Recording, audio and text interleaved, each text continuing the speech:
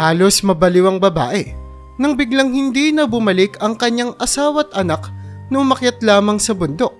Pero 10 taon makalipas ay nakatanggap siya ng isang misteryosong liham na nagpatayo ng kanyang mga balahibo. Ang bayan ng Sagada na nasa gitna ng Cordillera Mountains sa Pilipinas ay isang lugar kung saan tila bumabagal ang oras. Ang malamig at mahamog na umaga at ang luntiang kapaligiran ay nagiging kanlungan para sa mga nais lumayo sa abala ng buhay sa lungsod. 5 taon nang nakatira ang pamilya Milyar sa Sagada, sapagkat naakit ang mga ito ng likas na ganda at ng pagmamahal na ipinapakita ng komunidad sa kanilang bayan. Si David Miller, isang guro ng agham sa mataas na paaralan doon, ay mabilis na naging paborito sa Sagada. Ang kanyang pagmamahal sa kalikasan ay nakakahawa. Nagiging inspirasyon siya sa kanyang mga estudyante na pahalagahan ang kapaligiran. Ang kanyang asawa naman, si Sarah, isang nurse sa Sagada District Hospital, ay siyang minamahal din dahil sa kanyang dedikasyon at mapagmalasakit na pag-aalaga at pagmamahal sa mga tao sa kanilang bayan. Ang kanilang anak naman na si Emily ay isang masigla at mausisang 8 taong gulang. Namana nito ang mga mata ng kanyang ama na ang kulay ay asul at ang malumanay na ngiti naman ng kanyang ina. Si Emily ang liwanag sa buhay ni David at Sarah. Ibinahagi niya ang pagmamahal ng kanyang ama sa kalikasan. Madalas na ginugugol ng pamilya ang kanilang weekends sa pag-explore ng mga landas, kuweba at talon ng Sagada. Ang paglalakbay na ito ay naging isang mahalagang tradisyon at oras para sa pagsasama at pakikipagsapalaran ng pamilyang ito. Isang maaraw na Sabado ng umaga, naghanda sina David at Emily para sa isa sa kanilang karaniwang pag-akyat o paglalakbay. Sariwa ang hangin at ang amoy ng puno ng pine ay sumasama sa kanilang paghinga habang sila'y nag-iimpake sa maliit na kusina ng kanilang tradisyonal na bahay. Pinanood sila ni Sarah mula sa pintuan nang may maligayang ngiti habang inaayos ni David ang backpack ni Emily. "Sigurado ka bang ayaw mong sumama, Sarah?" tanong ni David na may kislap ng kasiyahan sa mga mata. "Gusto ko sana pero may shift ako sa ospital ngayon eh," sagot ni Sarah na inaayos ang buhok na nahulog sa kanyang mukha. "Kayo na lang ang mag-enjoy muna ha, mag-iingat kayo," wika pa nito. Hinatak ni Emily ang kamay ng kanyang ama. Hindi nito mapigilan ang kaligayahang nadarama. "Daddy, pwede ba tayong pumunta sa Tagum Talon? Gusto kong makita kung namumulaklak na ang mga bulaklak na itinanim natin." Natawa si David at ginulo ang buhok ni Emily. "Siyempre anak, espesyal na lugar natin yun, di ba?" Yumuko si Sarah para halikan si Emily sa noo. "Kuhanan niyo ako ng maraming litrato dun ha?" "Opo mama, kukuha po kami ng maraming pictures ni Daddy," pangako ni Emily na may kislap ng kasiyahan sa mga mata. Habang umaalis sina David at Emily, sinundan nila ang isang kilalang daan na patungo sa kapuntukan. Ang paglalakbay ay puno ng tawanan at pagtuklas, habang tinuturo ni David ang iba't ibang halaman at hayop. "Tingnan mo Emily, isang Philippine Eagle," sabi ni David. Itinuturo ang isang maringal na ibon na lumilipad sa itaas nila. "Bihira ang mga yan at napaka-espesyal." "Wow, ang ganda naman!" bulalas ni Emily na may malawak na mga mata sa pagtataka. Habang nagpapatuloy sila sa kanilang pag-akyat, narating nila ang Tagum Talon, isang nakatagong lugar na natuklasan ni David mga taon na ang nakararaan at itinago bilang kanilang espesyal na sekreto. Ang tunog ng bumabagsak na tubig at ang tanawin ng namumulaklak na ligaw na bulaklak ay naglikha ng mahiwagang kapaligiran. Ginugol ni David at Emily ang mga oras sa pag-explore, paglalaro sa tubig at paghanga sa ganda ng paligid. Habang sa bahay naman, nagpatuloy si Sarah sa kanyang araw na may malalim na pakiramdam ng kasiyahan. Mahal niya ang buhay na kanilang binuo sa Sagada at pinahahalagahan ang mga sandali ng kapayapaan at kaligayahan. Ngunit, lingid sa kanyang kaalaman na ang payapang umaga na ito nang simula ng isang dilubyong malapit nang dumating sa kanilang pamilya. Habang lumulubog na ang araw sa likod ng Cordillera Mountains na nagdudulot ng mahabang anino sa tanawin, sinimulan ni David at Emily ang kanilang pag-uwi. Ang pag-akyat ay naging perpektong araw ng pag-e-explore at pagsasama at masayang nagkikwento si Emily tungkol sa lahat ng kanilang nakita at ginawa. "Daddy, sa tingin mo ba pwede tayong bumalik sa susunod na weekend?" Tanong ni Emily, na puno ng pag-asa ang boses. "Siyempre, Emily," sagot ni David. Ngumiti pababa sa kanya. "Gagawin natin itong tradisyon." Sinundan nila ang pamilyar na daan sa makapal na gubat. Ang mga tunog ng kalikasan ay nagbibigay ng nakakaaliw na background. Napansin ni David na mabilis ang pagdilim ng kalangitan kaysa karaniwan at nagsimulang bumaba ang temperatura. Binilisan nito ang kanilang paglakad. Ayaw niyang mag-alala si Sarah sa pag-uwi nila ng huli. Habang papalapit sila sa makitid na bahagi ng daan, narinig ni David ang kaluskos ng mga palumpong malapit. Tumigil siya. Mahigpit na hinawakan ang kamay ng kanyang anak. "Manatili kang malapit sa akin, nak." Tumango si Emily. Malaki ang mga mata sa pag-uusisa at may konting takot. Tumigil sila, nakikinig ng mabuti. Lalong lumalakas ang kaluskos at biglang lumabas ang isang ligaw na baboy mula sa mga palumpong. Kumikislap ang mga mata nito sa dilim ng kapaligiran. Agad na nilagay ni David si Emily sa likod niya. Binabalot siya ng kanyang katawan. "Huwag kang gagalaw, Emily," bulong niya. Sinusubukang panatilihing kalmado ang boses. Ang baboy naman, matapos ang isang tensyonadong sandali, ay nagdesisyong hindi sila bantaan at tumakbo papasok sa gubat. Binitawan ni David ang buntong hininga na hindi niya namalayan na pinipigilan niya at bumaling kay Emily. "Ayos ka lang ba?" tanong niya. Banayad ang boses. Tumango si Emily, bagaman halatang takot. "Nakakatakot yun, no, Daddy?" "Huwag kang mag-alala, ayos na ngayon, magpatuloy na tayo," sabi ni David. Muling hawak ang kanyang kamay. Nagpatuloy sila sa pag-akyat, ngunit iniwan ng pangyayari ang kanilang kalooban na kinakabahan. Samantala sa Sagada, patapos na si Sarah sa kanyang shift sa ospital. Tiningnan niya ang kanyang telepono. Inaasahang may mensahe mula kay David na pauwi na sila. Nang walang nakitang bagong mensahe, nagsimula siyang mag-alala. Hindi karaniwan kay David na magtagal ng ganito nang hindi nagpapaalam. Nagpasa siyang tawagan ito. Ngunit, diretso sa voicemail ang tawag. Baka nasa lugar sila ng walang signal, isip niya. Sinusubukang pakalmahin ng sarili. Ngunit, ang nangingit-ngit na pakiramdam ng kaba ay nanatili sa kanyang tiyan. Habang tuluyan nang nagdilim ang gubat, nahirapan sina David at Emily na manatili sa daan. Ang pamilyar na landas ay tila naging banyaga at nakakakilabot. Mahigpit na hawak ni David ang kamay ni Emily. Matalim ang kanyang mga pandama. Kailangan na nilang makabalik agad. "Daddy, natatakot ako," bulong ni Emily. Nanginginig ang boses. "Alam ko, anak. Huwag kang mag-alala. Ayos lang tayo," sabi ni David. Sinusubukang magmukhang katiwa-tiwala kahit sa sarili niyang takot. Nakita niya ang isang malaking batong formasyon sa unahan na parang pamilyar. "Puntahan natin ang mga batong yun. Sa tingin ko, alam ko na kung saan tayo."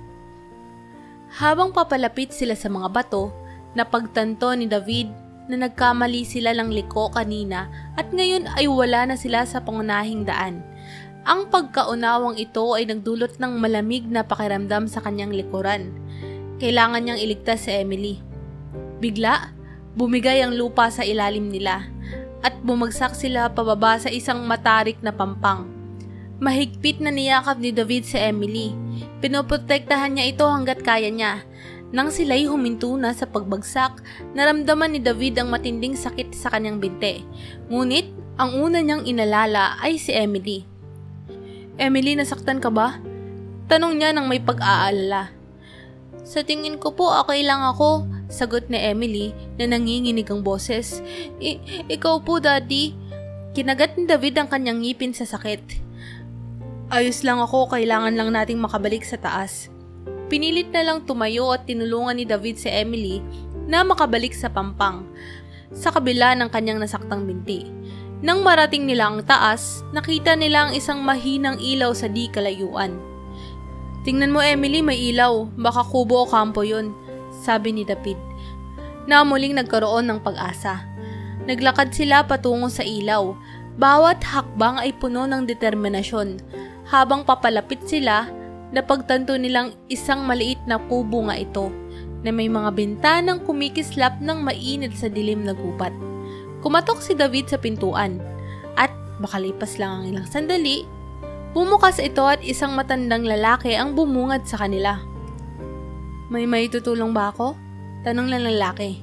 Banayad ang boses. Naligaw kami sa daan, paliwanag ni David. Pwede ba kaming makigamit ng telepono para humingi ng tulong? Tumako naman ang lalaki. Tumabi upang papasukin sila. Siyempre, pasok kayo at magpainit muna.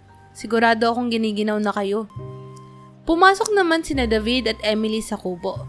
Nagpasalamat sa init at silong. Iniabot ng lalaki ang telepono kay David. At agad niyang tinawagan si Sarah. Ipinapaalam na ligtas sila at ibinigay ang kanilang lokasyon. Halatang naramdaman ng ginhawa ni Sarah sa telepono at ipinakako niyang pupuntahan sila agad. Habang hinihintay si Sarah, ipinakalala ng matandang lalaki ang sarili bilang si Mang Juan. Inalok niya sila ng mainit na tsaa at nakinig habang ikinikwento ni David ang kanilang karanasan. Nagbahagi rin si Mang Juan ng kanyang mga kwento sa bundok na nagpatawa kay Emily at nag-alis ng tensyon ng gabi. Lumipas ang mga oras at habang patuloy na tumutunog ang orasan, nagsimulang mag-alala si David. Mas matagal nang dumating si Sarah kaysa sa inaasahan. Sinubukan niyang tawagan ulit si Sarah, ngunit walang sumagot. Ang pakiramdam ng kaba na lumalago buong gabi ay naging isang nakakabahala na takot. Daddy, nasaan si Mommy? Tanong ni Emily. Maliit at takot ang boses. Hindi ko alam, anak, amin ni David. Sinusubukang panatilihing matatag ang boses. Pero ligtas tayo dito. Maghihintay pa tayo ng konti. Habang lumalalim ang gabi, naging nakakakilabot ang katahimikan ng gubat sa labas ng kubo. Hindi maiwasan ni David ang pakiramdam na may mali. Tinignan niya si Mang Juan na nagmamasid sa kanila ng may kuryosidad at nakaramdam ng malamig na kilabot sa kanyang gulugod. Ang paglalakbay na nagsimula ng masaya ay nagiging madilim at hindi inaasahan. Isang pagbabago na magpapabago sa kanilang buhay magpakailanman. Si Sarah ay nagmamaneho sa mga paikot-ikot na daan ng sagada. Ang mga ilaw ng kanyang sasakyan ay humahati sa makapal na ulap na bumabalot sa kabuntukan. Kumakabog ang kanyang puso na may halong ginhawa at pagkabahala habang papalapit siya ng papalapit sa lokasyon na inilarawan ni David sa telepono. Dumating siya sa lugar at huminto. Mabilis na lumabas ng kotse at tinawag ang kanilang mga pangalan. David? Emily? Tumalbog ang kanyang boses sa kagubatan. Ngunit katahimikan lamang ang sumalubong sa kanya. Naglakad siya patungo sa mahina na liwanag na kanyang nakikita sa malayo.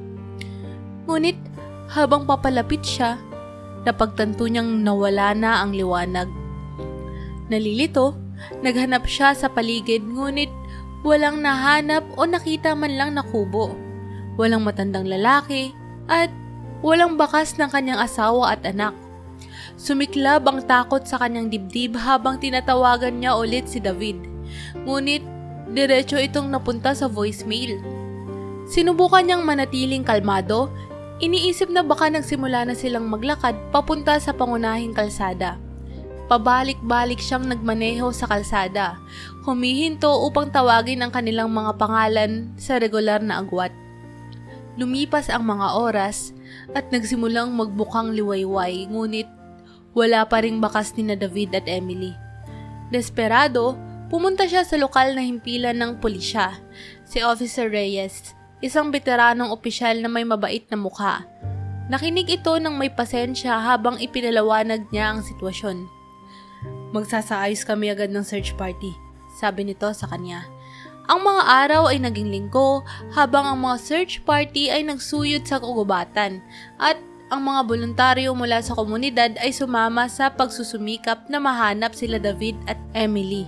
Si Sarah naman na hindi nawawalan ng pag-asa ay nasa labas araw-araw. Ang kanyang mga mata ay nagmamasid sa bawat pulgada ng lupain para sa anumang pahiwatig.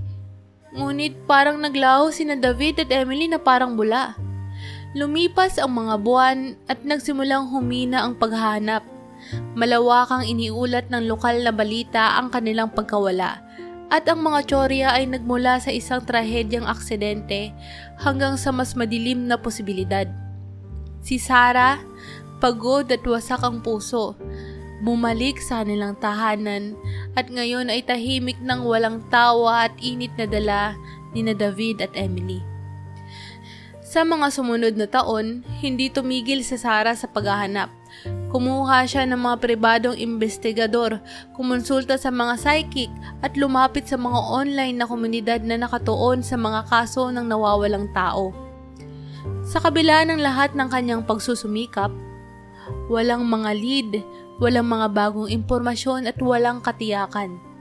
Sa panahong ito, nakahanap siya ng kaaliwan sa kanyang pakikipagkaibigan kay Maria, isang kasamahan sa ospital na naging sandigan at suporta. Kilala ni Maria sina David at Emily at madalas niyang kasama si Sarah sa mga gabi. Pinag-uusapan ang mga alaala at nagbibigay ng balikat na maaaring iyakan. "Minsan nga parang darating na lang sila sa pinto," sabi ni Sarah isang gabi. Nababasag ang kanyang mga boses. Pero pagkatapos ay darating ang katotohanan at parang nawawala na lang sila ulit. "Hindi ko maisip kung anong pinagdadaanan mo," malumanay na sabi ni Maria. "Pero nandito ako para sa'yo, Sarah. Palagi." Isang maulan na gabi, halos 10 taon mula nang mawala sina David at Emily, umuwi si Sarah mula sa trabaho at nakakita ng isang liham sa kanyang pintuan. Ito'y isang lumang sobre na walang return address. Nanginig ang kanyang mga kamay habang binubuksan ito. Nagpapakita ng isang pahina ng papel na may mensaheng nakasulat sa pamilyar na sulat kamay. "Sarah, buhay kami. Huwag kang magtitiwala sa kahit sino. Pinagmamasdan nila tayo. Hahanap ako ng paraan pabalik sa'yo. Mahal kita. David." Parang umiikot ang mundo ni Sarah habang binabasa at pinabalikan ng liham. Ang kanyang isipan ay puno ng mga tanong at posibilidad. Sino ang sila? Saan napunta sina David at Emily sa mga nakaraang taon? At bakit binalaan siya ni David na huwag magtitiwala kahit kanino? Agad siyang pumunta sa bahay ni Maria, hawak ng mahigpit ng liham. Binuksan ni Maria ang pinto, namangha sa itsura ni Sarah na tila balisa. "Sarah, anong nangyari?" tanong ni Maria. Pinapasok siya nito. Inabot ni Sarah ang liham, pinapanood habang nagbago ang ekspresyon ni Maria mula sa pagkalito patungo sa pagkabigla. "Ito ang sulat kamay ni David," bulong ni Maria. "Pero, paano?" "Hindi ko rin alam," sabi ni Sarah. Tumutulo ang mga luha sa kanyang muka. "Hindi ko na alam kung ano ang paniniwalaan." Tinawag si Officer Reyes na naging malapit na kaibigan sa mga taon upang suriin ang liham. Nagdala siya ng mga eksperto upang suriin ang sulat kamay at ang papel. Ngunit hindi tiyak ang mga resulta. Ang liham ay nagbigay ng mas maraming tanong kaysa sa sagot na lalong nagpalalim sa misteryo. Habang sinisiyasat ni Sarah ang nilalaman ng liham, napansin niya ang mga maliliit na pahiwatig at palatandaan na tila nagtuturo sa mga tiyak na lokasyon at kabundukan. Pinangunahan ng bagong pag-asa at determinasyon, nagpasa siyang sundan ng mga lead na ito. Humingi ng tulong kay Maria at Officer Reyes. Ang kanilang investigasyon ay nagbunyag ng mga bulong tungkol sa isang lihim na grupo na nagpapatakbo sa rehiyon. Pinaghihinala ang sangkot sa mga kakaibang eksperimento at mga pag-cover up. Ang mga motibo ng grupo at ang lawak ng kanilang mga aktibidad ay nababalot ng misteryo. Ngunit, naging malinaw na sila ay konektado sa pagkawala ni David at Emily. Nayanig ang mundo ni Sarah habang nididiskubre ang mga patong-patong na panlilinlang at mga nakatagong katotohanan. Bawat revelasyon ay nagdadala sa kanya ng mas malapit na pag-unawa kung ano ang nangyari. Ngunit pinapalalim din ang kanyang takot para sa kaligtasan ng kanyang mag-ama. Kailangan niyang maging maingat. Alam na anumang pagkakamali ay maaaring maglagay sa kanilang lahat sa mas malaking panganib. Habang dahan-dahang nabubuo ang mga piraso ng palaisipan, napagtanto ni Sarah na ang paglalakbay upang mahanap ang kanyang pamilya ay malayo pa sa katapusan. Ang liham ay isang sinag ng pag-asa, ngunit ito rin ay nagmamarka ng simula ng isang bago at mas mapanganib na kabanata sa kanyang paghahanap ng mga sagot. Ang minsang payapang kabundukan ng Sagada, ngayon ay may mga lihim na determinado siyang tuklasin, gaano man ito kahirap. Si Sarah, Maria at Officer Reyes ay nagtipon sa bahay ni Sarah. Ang liham ay nakalatag sa mesa sa harap nila. Ang silid ay puno ng tensyonadong katahimikan. Bawat isa sa kanila ay malalim ang pag-iisip. Pinagsasama-sama ang mga pira-pirasong bahagi ng misteryo. May natuklasan ako, sabi ni Officer Reyes na bumasag sa katahimikan. Maraming kwento at chismis tungkol sa mga lihim na grupo sa mga bundok na ito. May ilang tao na nagsasabing may isang nakatagong komunidad, hiwalay sa natitirang bahagi ng mundo na ayaw magpahanap. Pero bakit nila kukunin sina David at Emily? Tanong ni Maria, nakakunot ang noo. Tinignan muli ni Sarah ang liham. Nabanggit ni David na pinagmamasdan nila tayo. Paano kung ang grupong ito ay binabantayan tayo? Paano kung may kinalaman si Mang Juan dito? Tila malayo sa katotohanan ng ideya, ngunit habang pinag-uusapan nila ito, nagiging mas makatwiran ito. Biglang lumitaw si Mang Juan nung gabing iyon, nagbibigay ng kanlungan at aliw ngunit naglaho pagkatapos. Hindi nila siya nakita sa Sagada bago o pagkatapos. Kailangan nating hanapin si Mang Juan, sabi ni Officer Reyes ng matatag. Maaaring mayroon siyang mga sagot. Sinimulan nila ang kanilang paghahanap ng seryoso. Nagsimula sila sa lokal na komunidad, nagtatanong tungkol kay Mang Juan, ngunit tila walang nakakakilala sa kanya. Parang naglaho siya na parang bula. Bagaman nadidismaya, hindi sila sumuko at pinalawak ang kanilang paghahanap sa mga gilid ng Sagada. Binisita ang mga malalayong baryo at mga nag-iisang tahanan. Isang araw, habang bumibisita sila sa isang malayong barangay, nakilala nila ang isang matandang babae na nagngangalang Lola Tess, na tila may alam. Nang banggitin nila sila Mang Juan, sumimangot ang kanyang mga mata na puno ng pagdududa. Bakit ninyong gustong malaman ang tungkol kay Mang Juan? Tanong niya, may pag-iingat sa boses. Naniniwala ho kami na maaaring may kinalaman siya sa pagkawala ng aking asawa at anak. Paliwanag ni Sarah na may halong desperasyon ng boses. Please po, anumang impormasyon na mayroon ka ay makakatulong sa amin. Malalim na bumuntong hininga si Lola Tess. Tumingin sa paligid upang matiyak na walang nakakakinig. Si Mang Juan ay bahagi ng isang grupo na tinatawag na Guardians of the Ancestral Lands. Naniniwala sila sa pangangalaga ng mga sinaunang paraan at pagpapanatiling malaya ang mga buntok mula sa impluwensya ng labas. Nakikita nila ang sino mang tagalabas bilang banta. Bakit nila kukunin sina David at Emily? Tanong ni Maria. Maaaring nakita silang mga mananakop o baka inisip nilang magagamit sila. Sagot ni Lola Tess. Isa si Mang Juan sa mga pinuno nila. Kilala siya sa kanyang kakayahang magpaniwala at maglaho ng walang bakas. Sa bagong impormasyon na ito, nagdesisyon sina Sarah, Maria at Officer Reyes na magtungo sa mas malalim na bahagi ng kabundukan, sa mga lugar na bihira lang ang naglalakas loob pumunta. Maingat silang naghanda para sa paglalakbay, nagdala ng mga gamit at tinitiyak na may nakakaalam sa Sagada kung saan sila pupunta. Ang paglalakbay ay mahirap at habang lumalalim sila sa kabundukan, lalong nagiging mapanganib ang teritoryo. Pagkalipas ng ilang araw ng paglalakad, natagpuan nila ang isang nakatagong lambak, lunti at hindi pa naaabot ng modernong sibilisasyon. Sa di kalayuan, nakita nila ang usok na nagmumula sa tila maliit na baryo. "Siguro ito na yun," sabi ni Officer Reyes, mababa ang boses. "Kailangan nating mag-ingat. Hindi natin alam kung paano sila tatanggap ng mga tagalabas." Habang papalapit sila sa baryo, sinalubong sila ng grupo ng mga kalalakihan at kababaihan na may mga seryosong muka. Lahat nakasuot ng tradisyonal na kasuotan. Lumapit ang isa sa mga lalaki. Tumigas ang ekspresyon nang makilala sila. "Hindi kayo dapat nandito," malamig na sabi niya. "Umalis kayo ngayon o may mangyayaring hindi maganda." "Hinahanap namin si Mang Juan," sabi ni Sarah, isang hakbang pasulong. "Naniniwala kaming alam niya kung anong nangyari sa aking pamilya."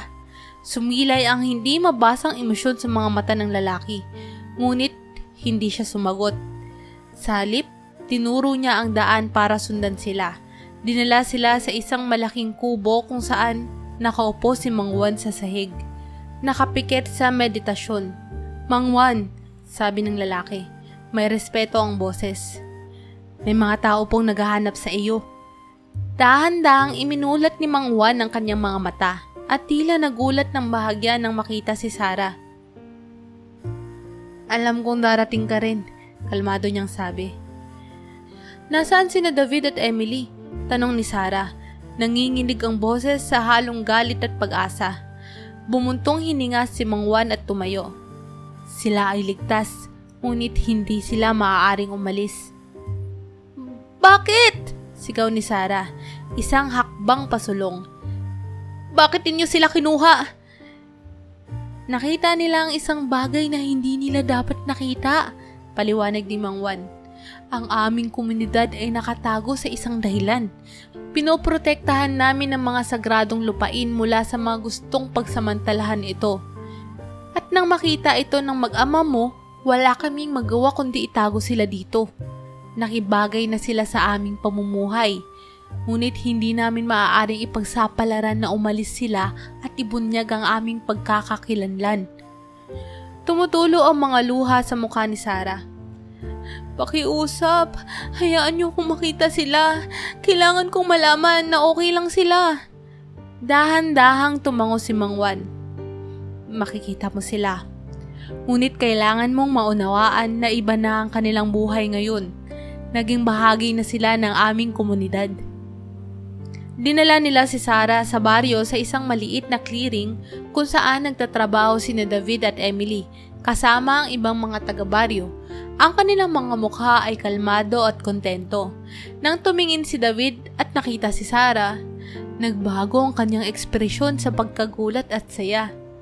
"Sarah!" sigaw niya. Tumakbo palapit at niyakap siya ng mahigpit. Sumunod si Emily na tumutulo ang mga luha ng kaligayahan habang niyayakap ang kanyang ina. Miss namin kayo," bulong ni Sarah. Hinawakan silang mahigpit. "Matagal ko kayong hinanap. Sinubukan naming makahanap ng paraan upang makapag-ugnayan sa iyo," sabi ni David. Halos hindi makahinga sa emosyon. "Pinayagan ako ni Mang Juan na magpadala ng liham, ngunit delikado yun." Habang nagkakaisa muli, alam ni Sarah na malayo pa ang kanilang paglalakbay. Kailangan nilang maghanap ng paraan upang maibalik sina David at Emily sa labas ng mundo, upang muling makuha ang kanilang mga buhay. Ngunit sa ngayon, magkasama sila at sapat na iyon. Pinanood sila ni Mang Juan mula sa malayo. May halong ginhawa at pagsuko sa kanyang mukha. Alam niyang mahirap ang landas na kanilang tatahakin. Ngunit naiintindihan din nito ang kapangyarihan ng muling pagkakaisa ng pamilya at ang lakas ng kakailanganin nila upang harapin ang mga hamon na nasa unahan. Habang yakap-yakap ni Sarah sina David at Emily, ang matinding kaligayahan at ginhawa na kanyang naramdaman ay sinamahan ng katotohanan ng kanilang sitwasyon. Oo, sila ay ligtas.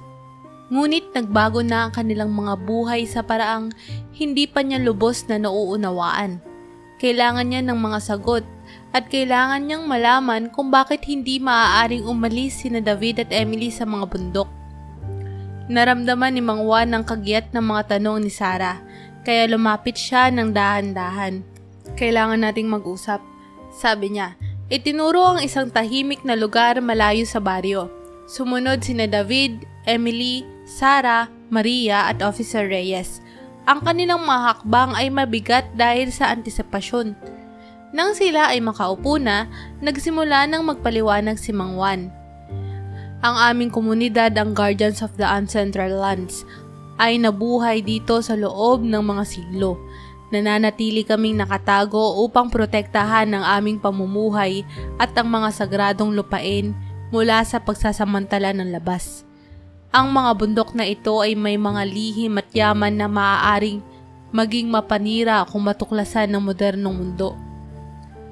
Tumango si David bilang pagsang-ayon. Nang matagpuan namin ni Emily ang baryo, wala kaming kaalam-alam sa aming natuklasan. Tinanggap kami ng mga guardians at ipinalawanag ang kanilang misyon. Hindi nila kami maaaring payagang umalis dala ng kaalaman na aming natamo. Napakadelikado nito. Pero bakit hindi niyo sila payagang umalis pagkatapos ng maraming taon? Tanong ni Sarah. Nanginginig ang boses sa damdamin. Bakit panatilihan sila dito? Mumuntongan niya nga si Mang Juan. Hindi lang ito tungkol sa kaalaman. Mayroon pang ibang bagay. Ang mga lupain na ito ay pinoprotektahan ng mga sinaunang kasunduan at ritual na nagbibigkis sa amin. Kapag may isang tagalabas na nakapasok at nalaman ng aming mga lihim, sila ay nagiging bahagi ng balanse na nagpapanitili sa kabanalan ng lugar na ito. Sina David at Emily ay ngayong nakatali sa lupain at ang pag-alis ay magdudulot ng pagkambala sa balanse. Si Emily, na tila may malalim na pag-unawa sa kabila ng kanyang murang edad, ay marahang nagsalita. Marami kaming natutunan dito, Mami. Ang mga tao, ang mga tradisyon, naging bahagi na ng aming buhay. Pero miss na miss kita at miss na miss ko na ang ating dating buhay. Ang puso ni Sarah ay sumakit sa mga salita ng kanyang anak. Wala bang paraan upang masira ang pagkabigkis na ito? Upang makauwi sila? Umiling si Mang Juan. Ang pagkabigkis ay hindi isang bagay na madaling masira. Kasama nito ang pinakadiwa ng kanilang pagkatao ngayon. Ang pagputol nito ay maaaring magdulot ng seryosong kahihitnatnan. Hindi lamang para sa kanila kundi para sa buong komunidad at sa lupain mismo. Tumingin si David kay Sarah, puno ng pagmamahal at lungkot ang kanyang mga mata. Sinubukan naming maghanap ng paraan, Sarah. Ipinadala namin ng liham sa pag-asang dalhin ka rito upang maipaliwanag ang lahat. Hindi namin maaaring gamitin ang modernong paraan ng komunikasyon dahil maaari itong matunton at magdala ng hindi kanais-nais na atensyon sa baryo. Si Officer Reyes na nakikinig ng mabuti ay nagsalita. Paano kung may paraan upang makahanap ng gitnang landas? Isang paraan para makadalaw sina David at Emily sa sagada upang makita si Sarah nang hindi inilalagay sa panganib ang komunidad. Nag-isip si Mang Juan. Maaaring may paraan upang payagan ng maikling pagbisita, ngunit kailangan nito ang mahigpit na pagsunod sa aming mga ritual at hangganan. Maaari silang pumunta sa sagada sa mga maikling panahon, ngunit palagi silang kailangang bumalik dito upang mapanatili ang balanse. Nakaramdam si Sarah ng konting pag-asa. Kung posible nga yun, malaking bagay yun sa amin, kahit na pansamantala lang na makasama sila. Tumango si Mang Juan. Magsisimula tayo sa isang pagsubok na pagbisita. Kung ito'y matagumpay nang hindi naaapektuhan ng balanse, maaari tayong mag-ayos ng higit pang mga pagbisita sa hinaharap. Nagawa ang desisyon at sinimula ng paghahanda para sa unang pagbisita ni David at Emily sa sagada.